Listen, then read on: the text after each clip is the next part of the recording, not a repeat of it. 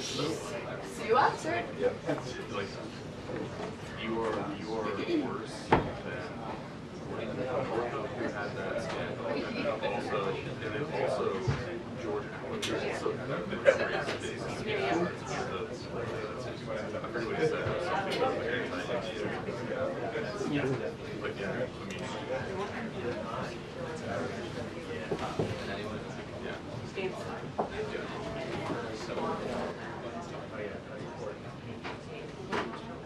Like that was the thing. You know, it's not. You know, like.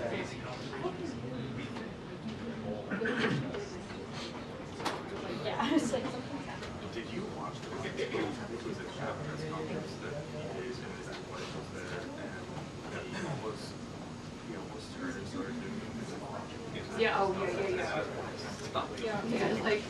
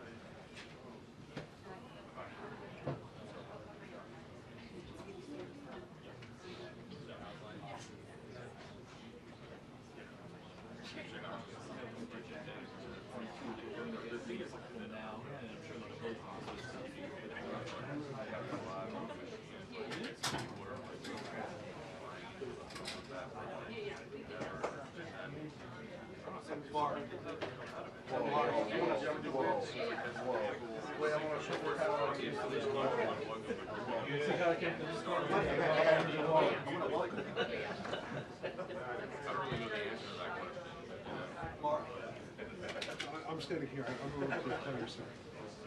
Let's switch.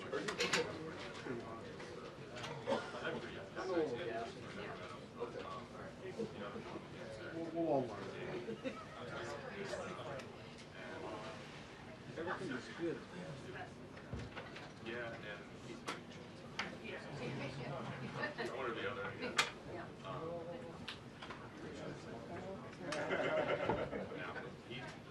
Apparently he was like under 100 pounds and he died. Like he lost all that weight. Yeah, I'm not gonna. I go. I shoot here. I was like, oh no, I'm so sorry.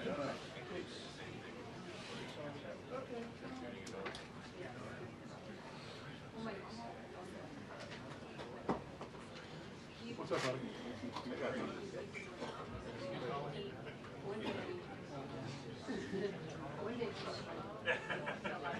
Is it too late to call it 6, which is actually? Okay, this is Still have time. 2 days ago. I can't. I don't want to. I don't want to. And you eating again for pizza? When I Watching it from the safety of the he grill, sent me I was like, a thank God number. I'm not a part of this today. Because I have to do, I was in an application for Vigila, and they want to have a proof of my employment. And I asked Kevin, hey Kevin, who's the thing I share people have when I get that proof of employment? You want to go over the wall? That's ridiculous.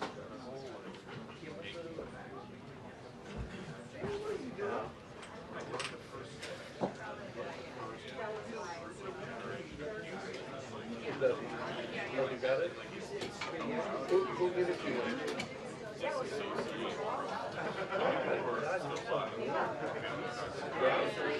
Well, I don't need any check anywhere.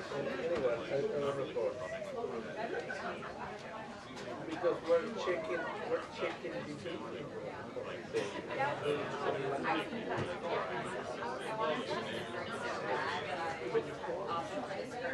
Water, you call it 12:45. Well, the lab There you go. Yeah. You can stand. Oh, the jumbled up.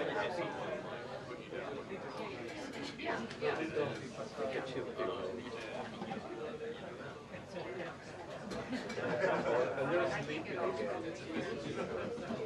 They're sleeping. Passing the buck, huh?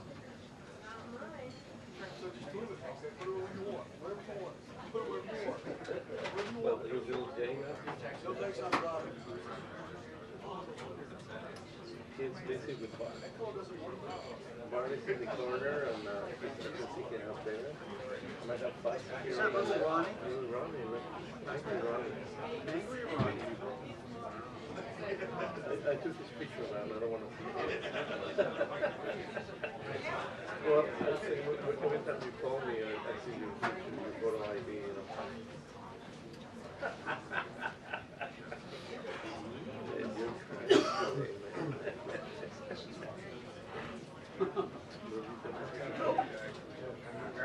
Come on, let's get on with this.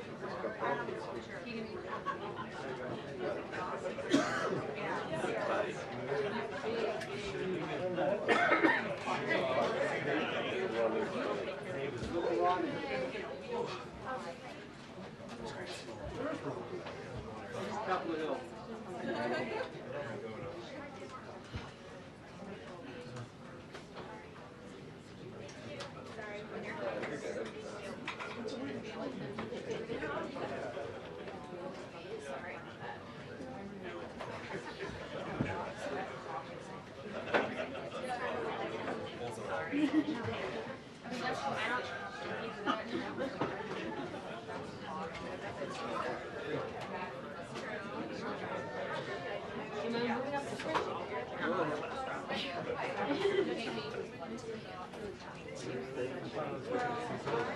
No, I totally agree.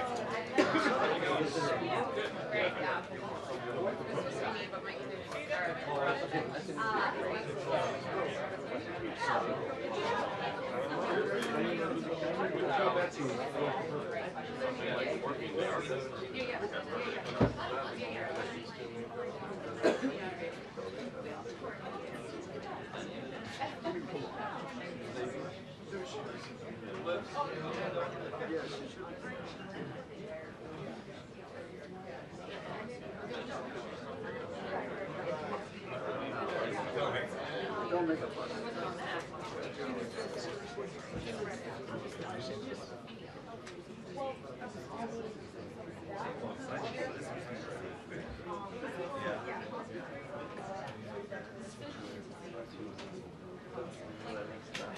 What? Yeah. For song? Sorry.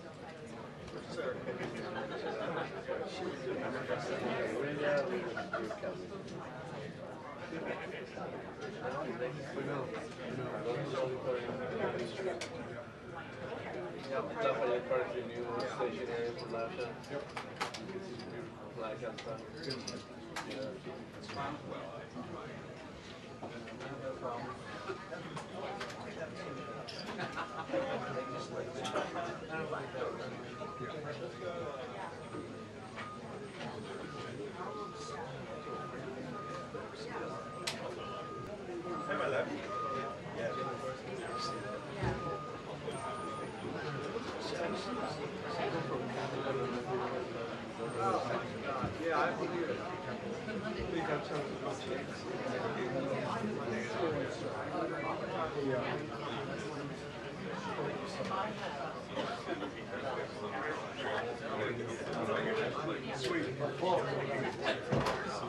I know, see, I knew it.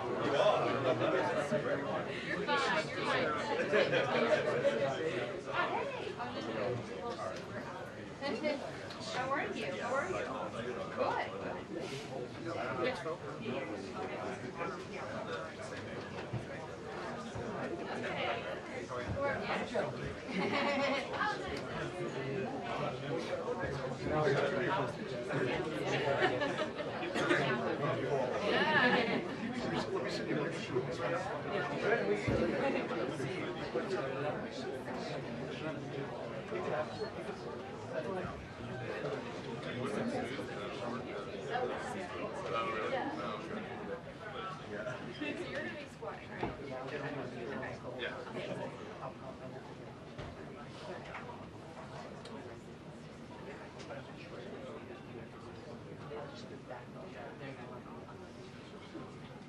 Change this part.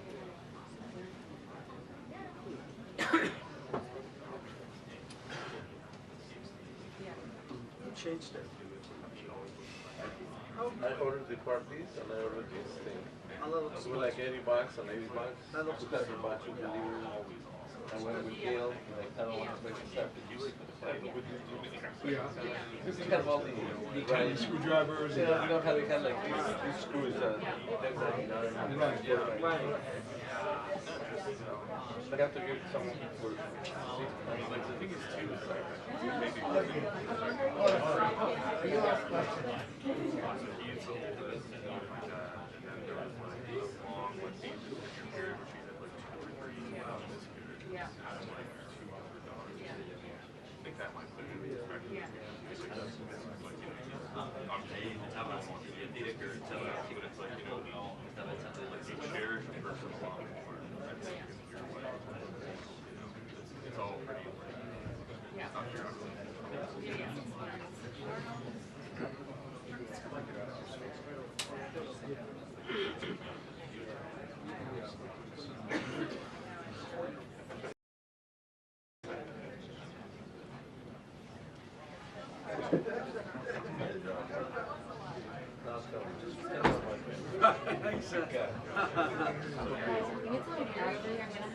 If you're in front of the correspondent, I'm going to have to move your back to the side. Thank you.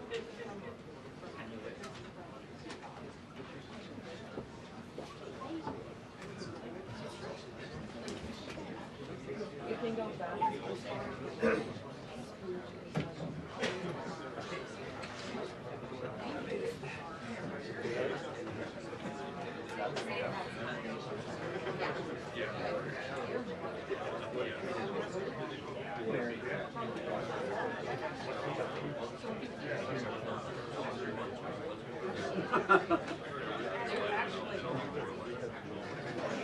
Yeah.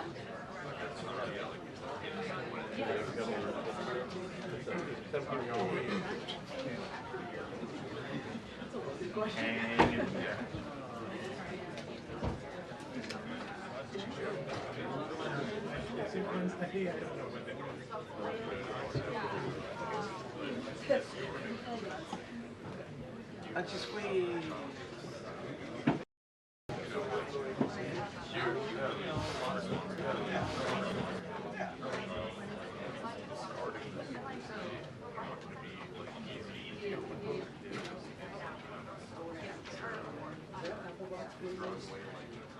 You want it? Well, you can do that if you're going to do that.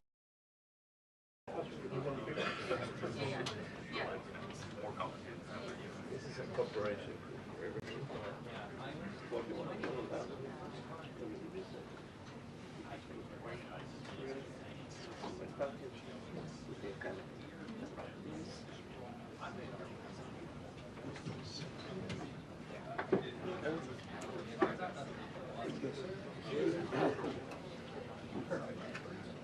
Spirit of cooperation.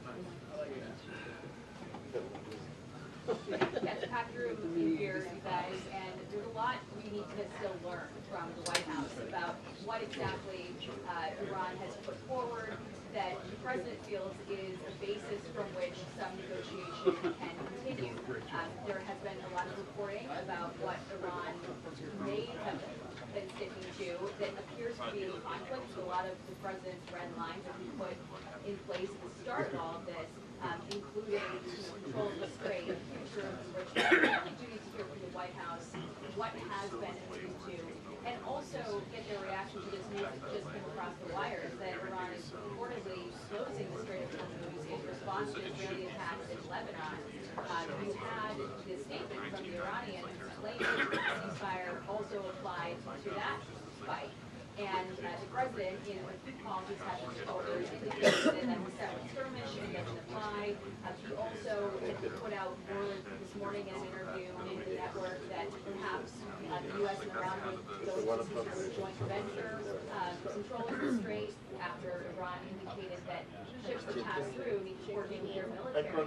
We need to know who those ships belong to that already went to, who were they flagged with.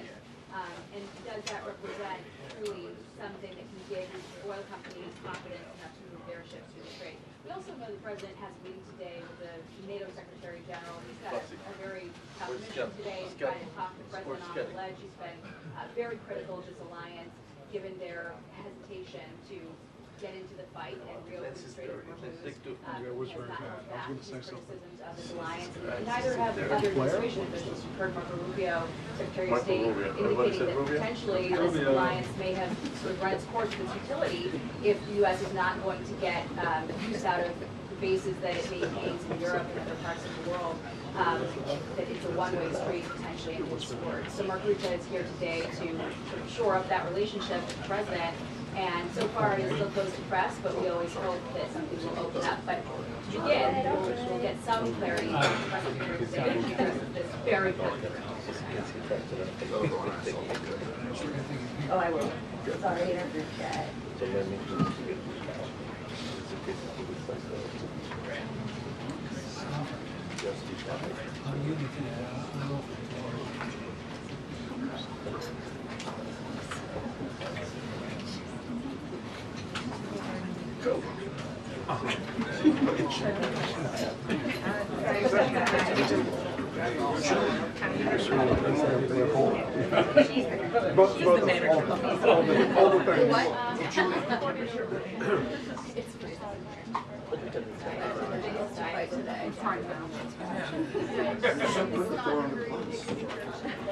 Throw her under the bus so quickly. I'm the muscle of this operation. That's why I'm on my business. Just don't ever be the last person.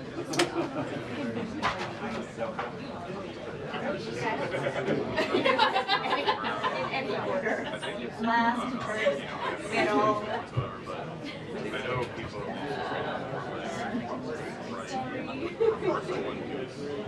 who've been trying to, like, people trying to destroy her. I mean, like, I worry for their safety. Yeah.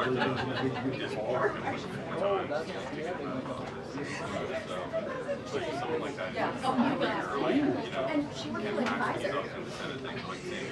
We should text her again. We should text her again. Seriously. Oh my God. He let us out on the highway.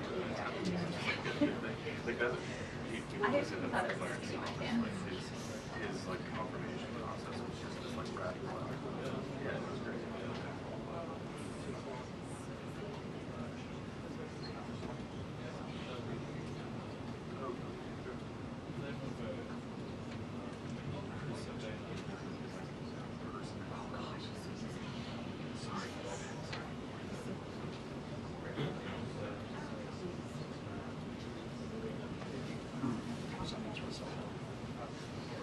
Silence also.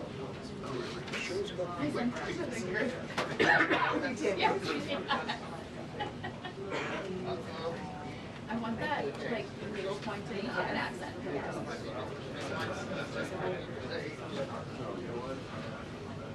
Indeed.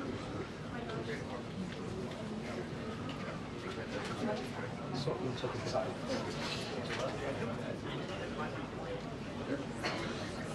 Hey, no, that's east side. They don't hear us.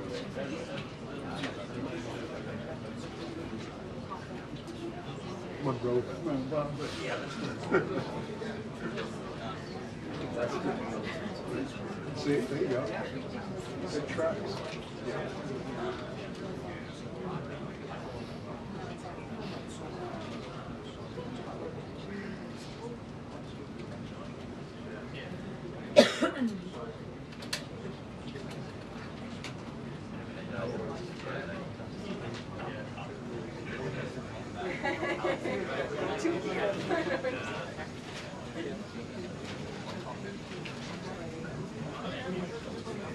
Karoline, are you doing those mornings the whole through?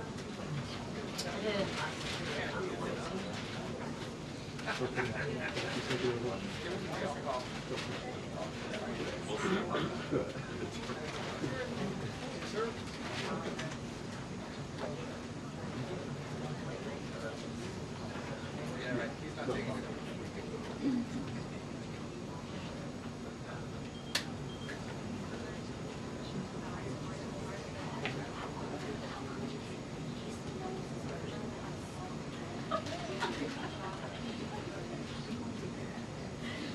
We got bad news about this call too fast. It's supposed to last me longer. Oh my God.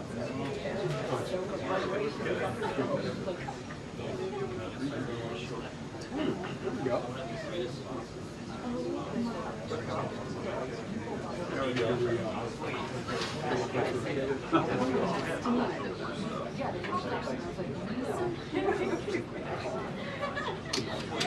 I was hanging out for 2 weeks after. Yeah. You've been something hardest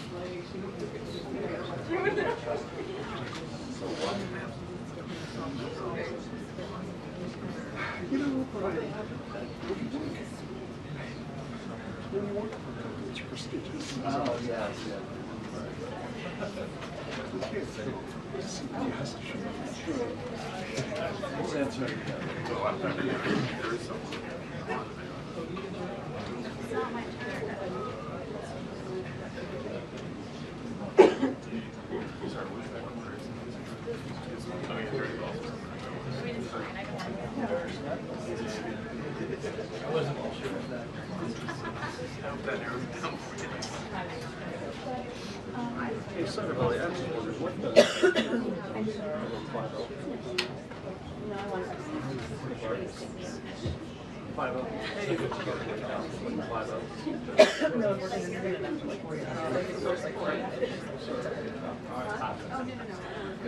You guys in the ballpark? Yeah.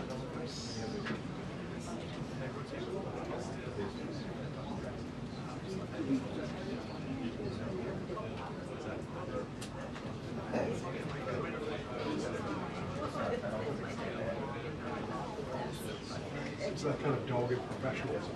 see a union where two companies run. I totally agree. I see it now. Now it all makes sense.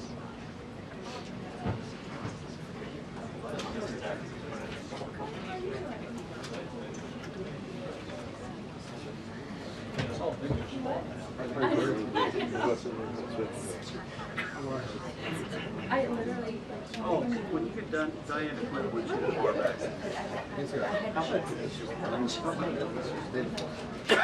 What's your favorite thing to do? I love that. Love to ask for Jane. Yeah. Coupling.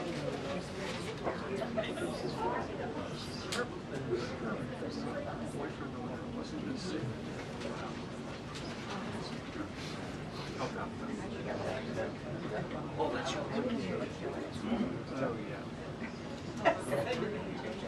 Want to do it?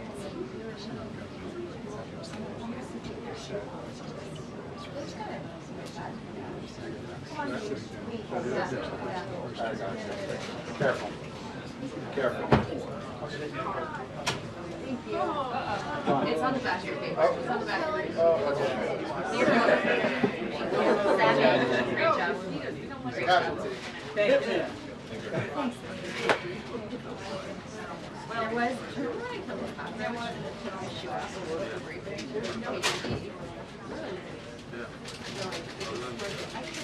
Why am I not? It didn't happen. Yeah, actually. That's all right. They always try to Oh, it's perfect. Yeah. Caroline.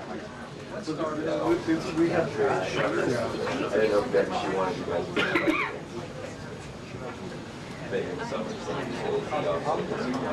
When I go to re-interview for my job, I just say, why can't you make things like these? And just realize, Yeah. thanks, man. He's a flow state.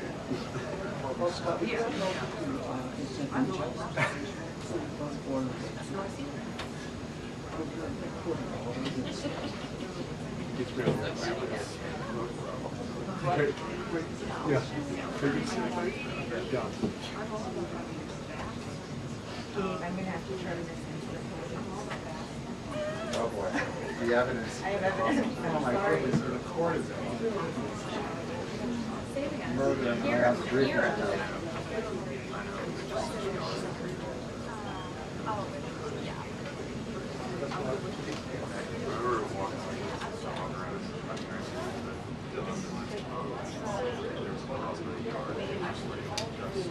It'll give us. They killed.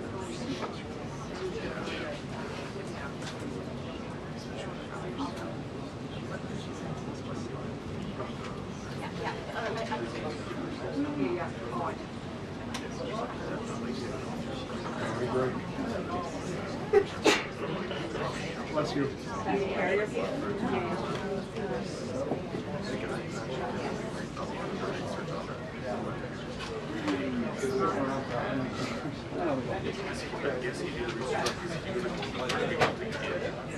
You guys want to list it all that? Is that the check for Nancy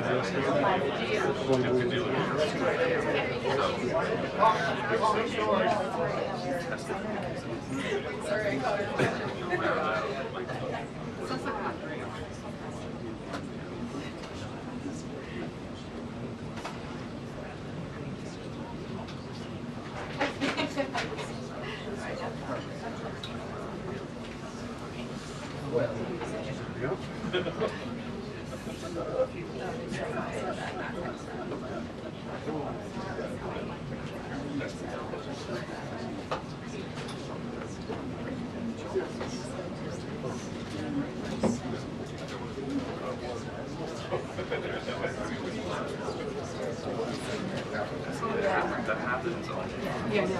such a common You don't know that before. There you go.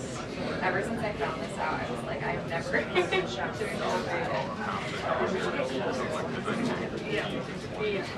like Took my glove off.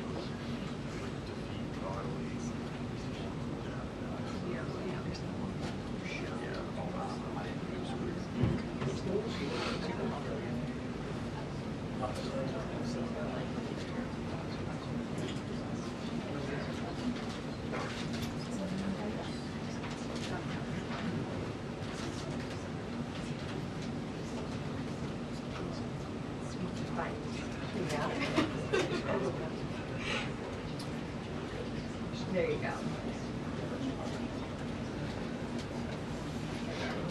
I just want to say, is this the one back and front? Oh, wow.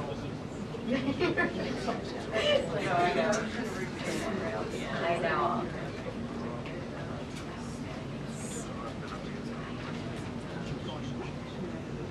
The one time.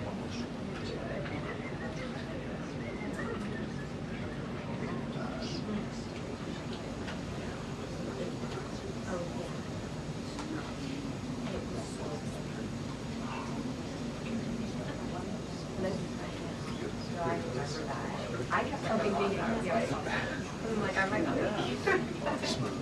Okay. Okay. All right.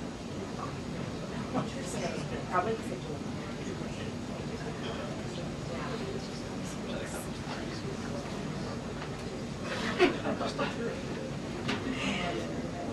Right. Yeah. That's so funny.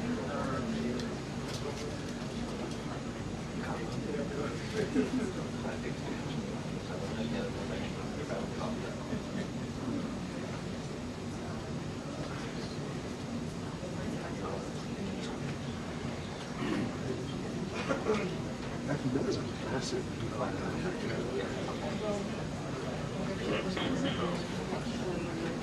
Oh, yeah.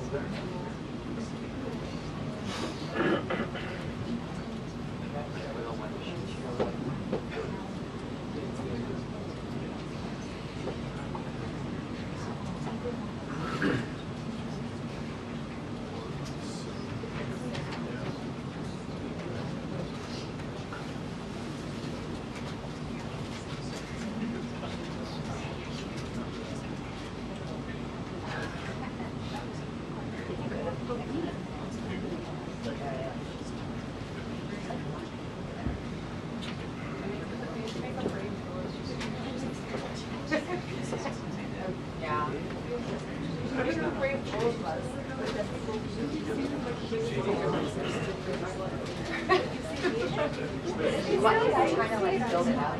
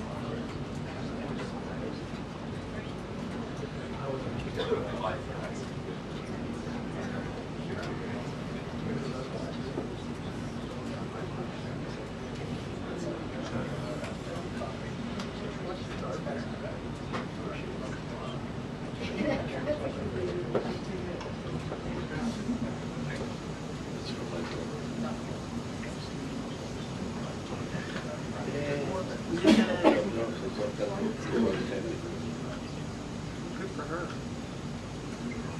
2 minutes until the briefing. 2 minutes until the briefing.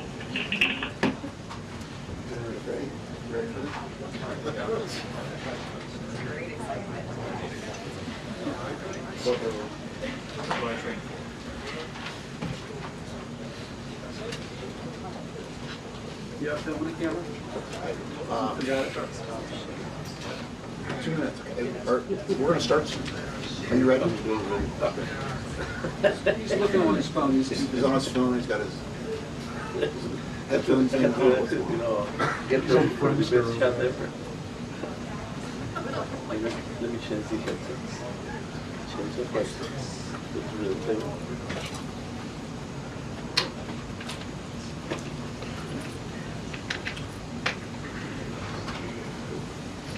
Evan, that's a massive viewfinder.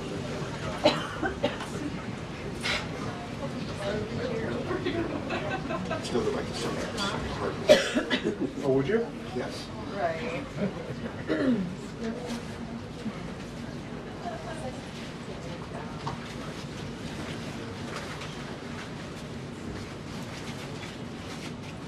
A new dawn rises in Gilead.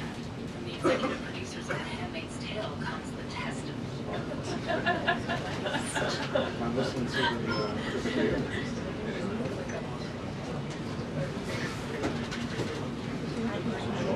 Copy 700 people. Break calculator. Go. Deploy.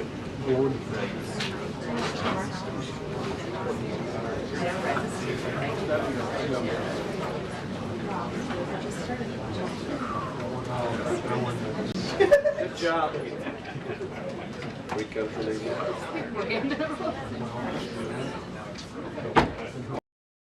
From non-consensual, AI-generated, sexually explicit images, cyber stalking, and threats of violence. This is a huge achievement for the First Lady, and I know the President is very proud of his wife's efforts in getting this critical legislation passed to protect America's youth. So we thank the First Lady for her efforts, and we hope that others will report on this historic conviction yesterday. With respect to the 2-week ceasefire announced by President Trump last night, this is a victory for the United States of America that the President and our incredible military made happen. From the very beginning of Operation Epic Fury, President Trump stated this would be a 4 to 6 week military operation to dismantle the military threat posed by the radical Islamic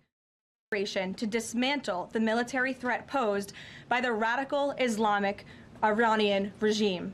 Thanks to the unbelievable capabilities of America's war fighters, the United States has achieved and exceeded those core military objectives in just 38 days. The U.S. military destroyed Iran's defense industrial base, crushing the regime's ability to manufacture weapons that they and their proxies use to maim and kill Americans and terrorize the world. Iran's ability to build and stockpile ballistic missiles and long-range drones has also been set back by years compared to where it was 6 weeks ago prior to the launch of Operation Epic Fury. We destroyed the vast majority of Iran's ballistic missiles, launcher vehicles, and long-range attack drones through more than 450 strikes on ballistic missiles and approximately 800 strikes on Iran's drone launching units and storage facilities. In total, more than 13,000 targets across Iran were struck. Again, this is in the matter of just 38 days. Meanwhile, the Iranian Navy was completely annihilated. The United States destroyed more than 150 naval vessels in total, including 16 entire classes of Iranian warships. Despite once being the largest undersea force in the Middle East, Iran now has 0 submarine vessels. 97% of Iran's once massive inventory of more than 5,000 naval mines has also been targeted and destroyed. Iran's air forces are functionally and operationally irrelevant at this point, after the United States maintained total air dominance over their country for weeks on end. To underscore the significance of this, before Operation Epic Fury, the Iranian Air Force would fly between 30 to 100 flights per day. Today, that number is 0. Iran's ability to fund and support its terrorist proxies has been greatly reduced. At this point, Iran can no longer distribute weapons to its proxies in the region. And most importantly, Iran will not be able to acquire nuclear weapons. Prior to the start of this successful operation, Iran was aggressively expanding its short-range ballistic missile arsenal. Through these weapons and its navy, Iran was attempting to build a military buildup around their country that would pose an imminent and existential threat to the United States military assets in the Middle East, our allies in the region, and ultimately the free world. Iran was pursuing this dangerous and aggressive strategy for one reason: to hold the entire world hostage to its terrorist ambitions. The Iranians aim to use their expanded military capabilities as a shield to continue achieving their ultimate goal internally, building nuclear bombs. But their murderous and evil plans have been blown up, quite literally and figuratively, along with their military, their nuclear program, and most of their senior leadership, including the former Supreme Leader Ayatollah Ali Khamenei. Their command and control structures were also massively disrupted after being struck more than 2,000 times. Many of their remaining leaders are paralyzed in fear and no longer enjoy the freedom to move around their country freely and meet openly.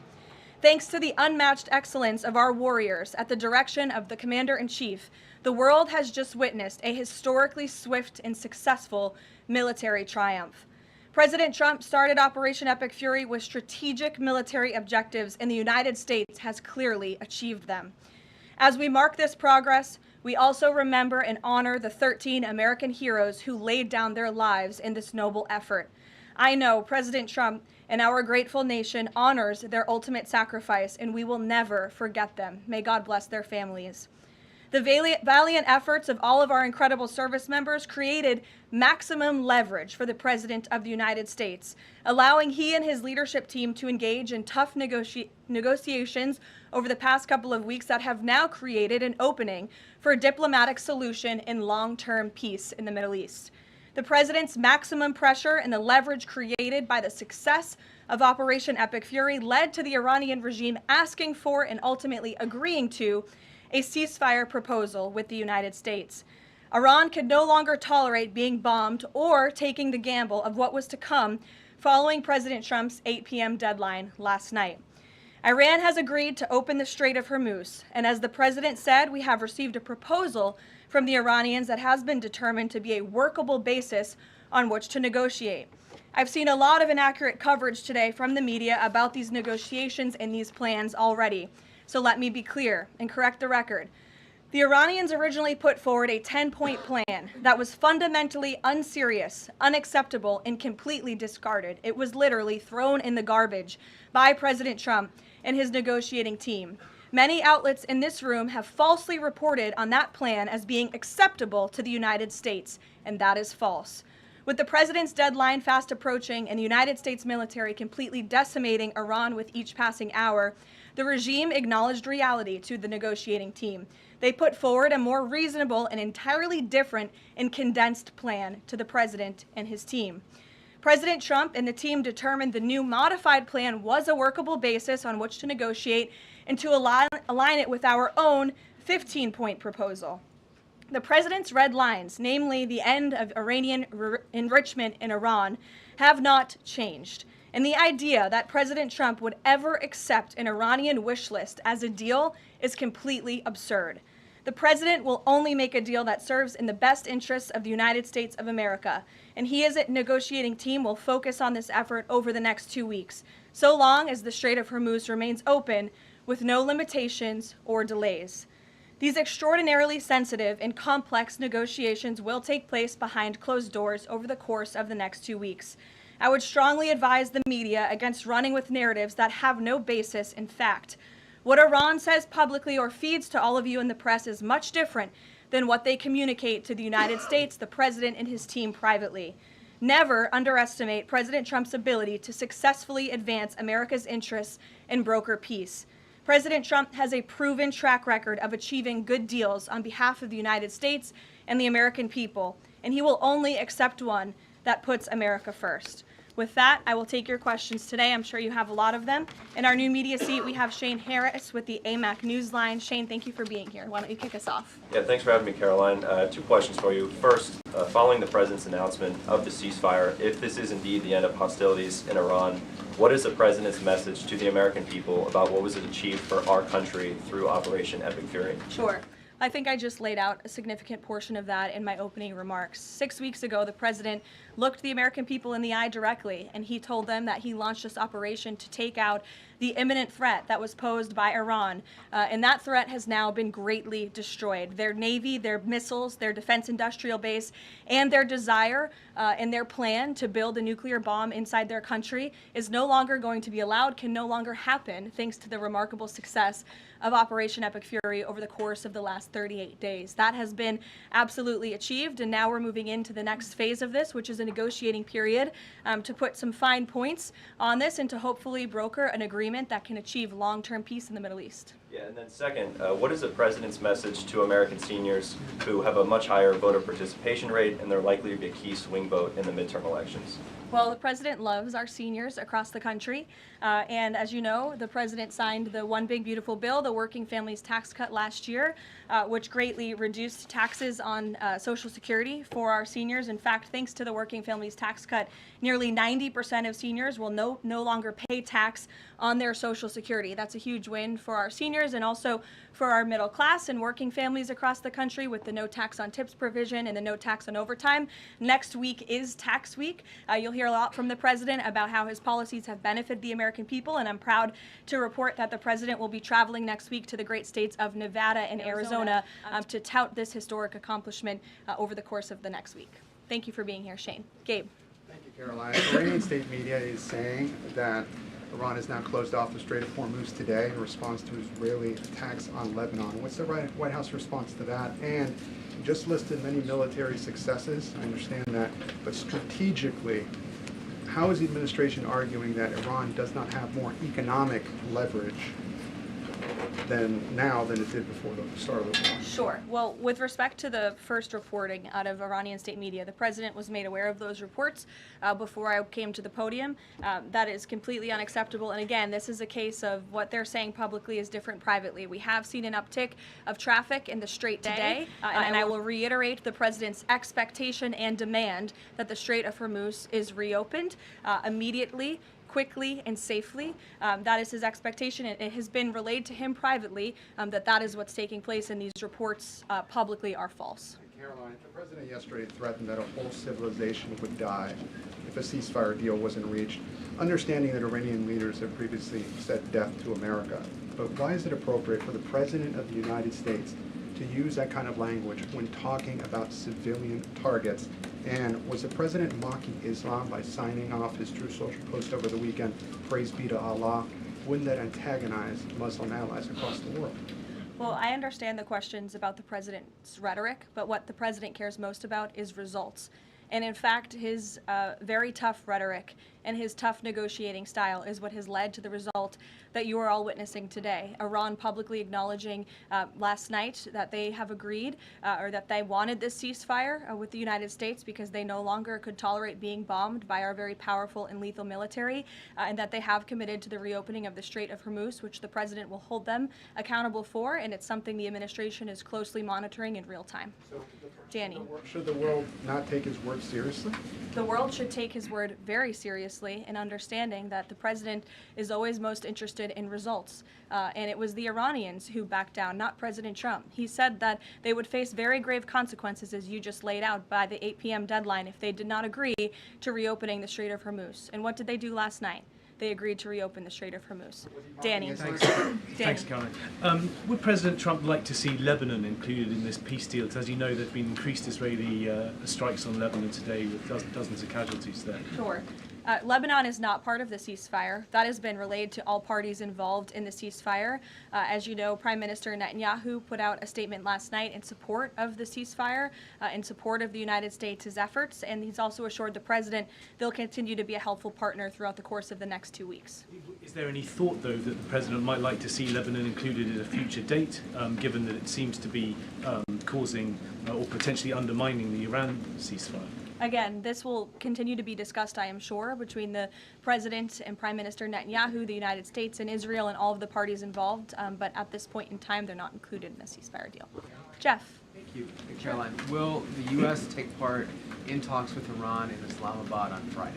I can announce that the president is dispatching his negotiating team, led by the Vice President of the United States, J.D. Vance, Special Envoy Witkoff, and Mr. Kushner to Islamabad for talks this weekend. The first round of those talks will take place on Saturday morning local time, and we look forward to those in-person meetings. What role does the president see for the U.S. in monitoring or helping with the Strait of Hormuz going forward? I think the president commented on that this morning. We're going to continue to monitor it very, very closely.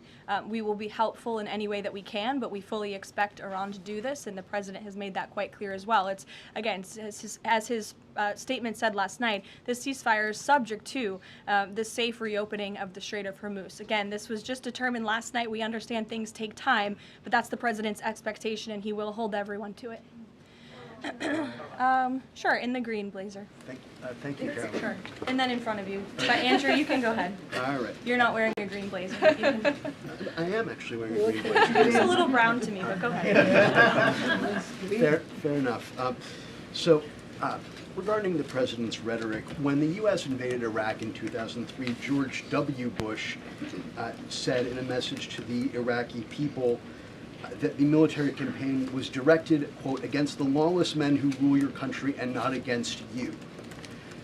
Yesterday, the president threatened to destroy Iran's civilization, the entire civilization. Not the Iranian government, but the Iranian civilization, the Iranian people. The U.S. has been a moral leader for most of its history by fighting wars against other governments, not against civilizations. How can the president claim that America can ever have the moral high ground if he's threatening to destroy civilizations and not casting wars as fights against other governments?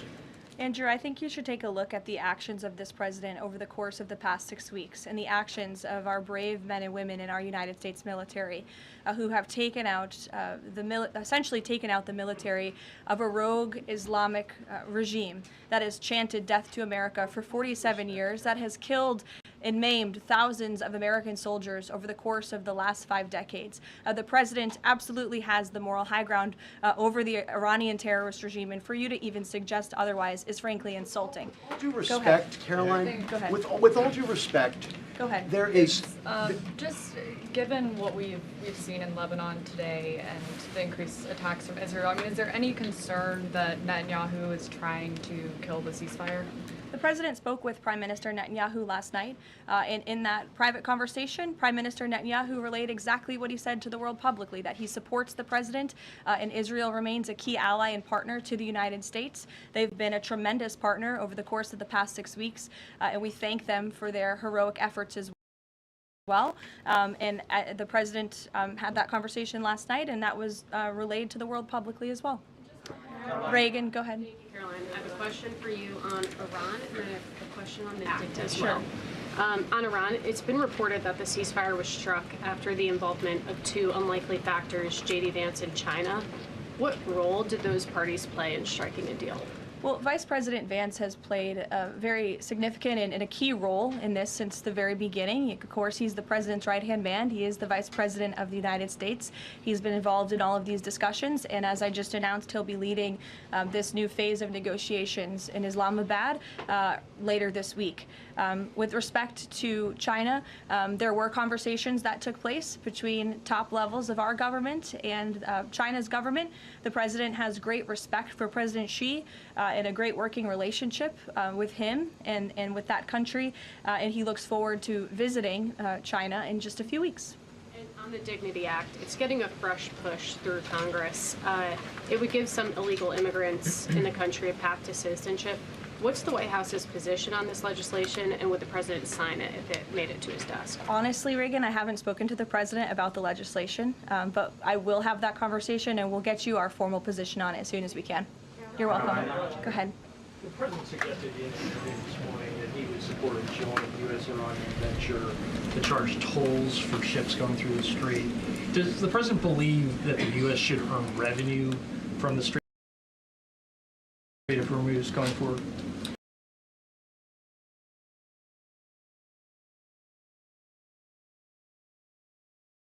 It's an idea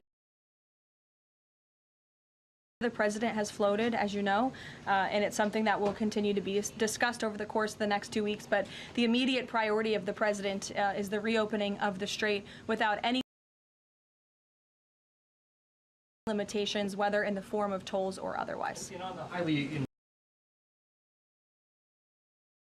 uranium, has Iran given the administration any indication that it would simply turn over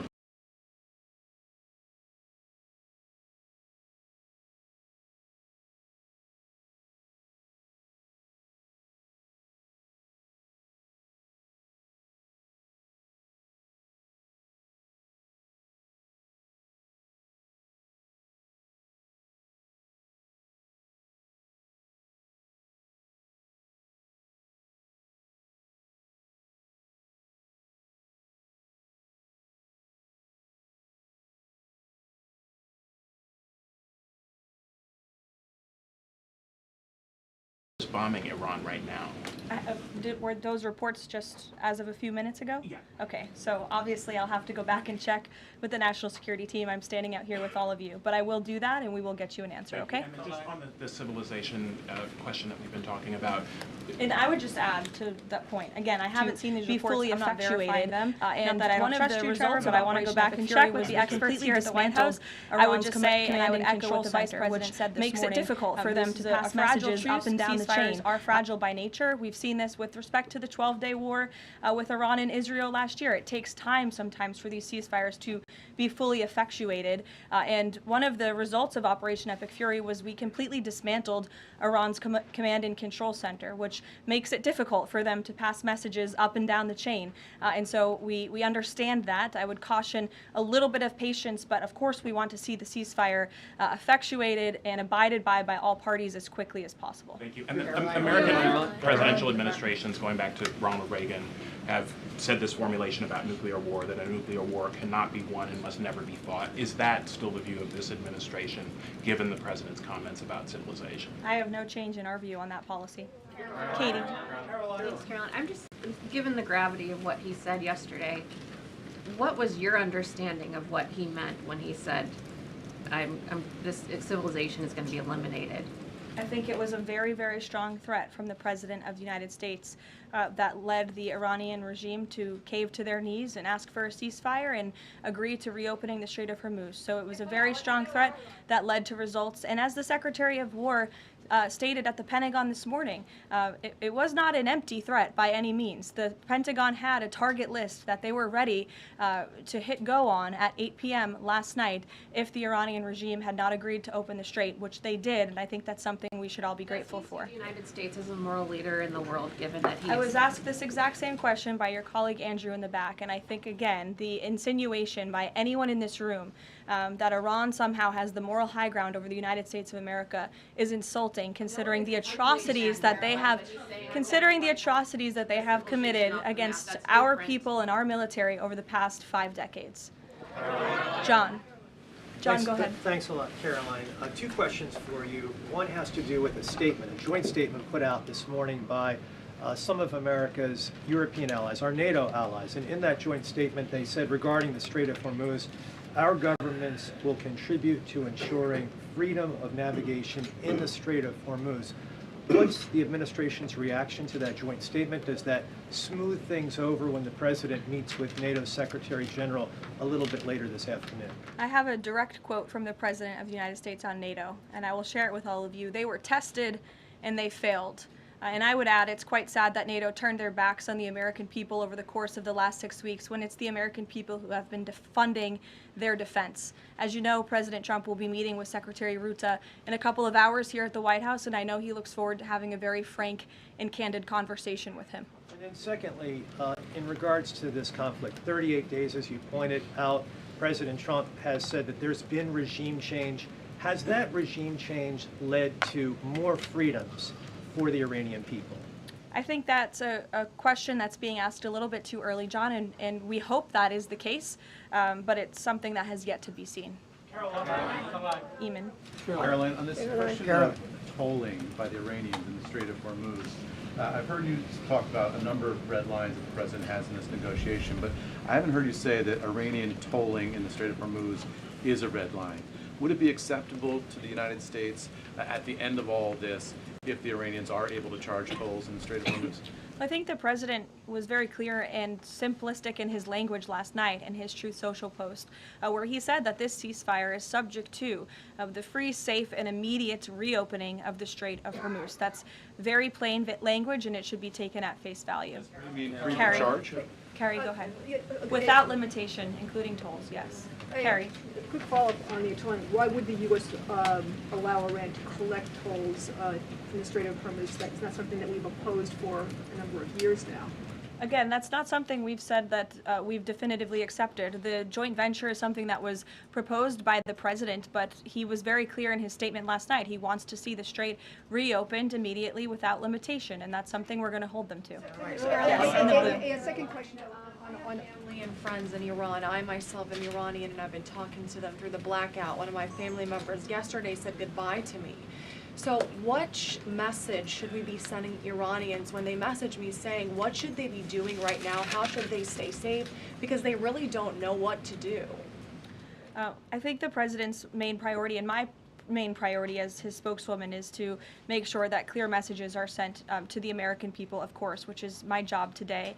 With respect to the Iranian people, the president, has taken out the imminent threat that was posed by their military to the United States, to our allies in the region, to our forces in the region, and of course, as the president has long said, he hopes that Iran will be a country of peace, of prosperity, and we're moving into this next round of negotiations to hopefully come to an agreement with this new regime that will create long-term stability in the Middle East. He has said that they should stay inside of their homes and also take back their country. So there's a contradiction there. So how do you address that? Again, we're moving into this next round of negotiations with the remnants of the regime and those that we are speaking with now to hopefully reach a place of peace long-term for the region, and that includes the Iranian people as well. In the blue, go ahead. Thank you. The White House posted the statement from the Iranian government that passage in the strait will be coordinated with Iran's armed forces. As of today, who controls the Strait of Hormuz? Again, these statements were put out 12 hours ago. We expect that the strait will be opened immediately. As I've said earlier, we have seen an uptick in traffic in the strait, and it's something that we are monitoring minute by minute, hour by hour as the days go on. Who controls the strait right now? One on the deportations of Iranian officials, and then on the negotiations. Are there still security concerns about Vice President Vance being part of these peace talks, Steve Witkoff, Jared Kushner? And then two, given the ongoing deportation of General Soleimani's niece, does the Trump administration plan to deport more relatives or people in the families of Iranian officials that are in the U.S.? Certainly, anyone who is here fraudulently. I understand one of the individuals who their visa was revoked by Secretary Rubio and they were deported by ICE. They had a fraudulent asylum claim. That's against the laws of the United States. So anyone who is here illegally or fraudulently is subject to our nation's immigration laws and will be removed from our country. And I know this continues to be a top priority for the State Department, working in conjunction with the Department of Homeland Security. With respect to the safety of the Vice President, we fully trust the United States Secret Service to do their job, to keep the Vice President and the President's negotiating. They do a tremendous job, and we fully trust them to do that. Karoline. In the back, go ahead. Thank you, Karoline. The President has said Cuba is next. What's the message to the American people regarding Cuba, and what can Cubans expect in relation to this statement? Well, look, I think when President Trump said that, and he later clarified after making that statement, that he meant the Cuban regime is bound to fall. Their country is very weak. They're in a very weak position economically, obviously, financially. The Cuban people are fed up with their government, as they should be. And these talks and discussions continue to happen at the highest level of our government. I don't have any updates or announcements for you with respect to Cuba policy today. Good to see you. Thank you, Karoline. Secretary Hegseth said this morning that U.S. troops would be sticking around. Can you expound upon that, what we should expect from U.S. troops in theater for the next 2 weeks and beyond? I would defer you to the Pentagon for any specifics on assets that have been in place in the Middle East, but take the Secretary at his word, and also the President has reiterated this as well in his own words, that we're not going to move anything immediately. Again, this is a 2-week ceasefire where we hope at the end, and we expect at the end, we'll have a good agreement between the United States and Iran, but in the meantime, we're going to ensure that our military is always at the ready of the Commander-in-Chief. I'll take a couple more in the back. Sure. Thank you. On NATO, I'll take your question. Go ahead. Thank you, Karoline. On NATO, can you tell me, is the United States still considering withdrawing from NATO? Is that still a possibility? It's something the President has discussed, and I think it's something the President will be discussing in a couple of hours with Secretary General Ruta, and perhaps you'll hear directly from the President following that meeting later this afternoon. Thank you, everyone.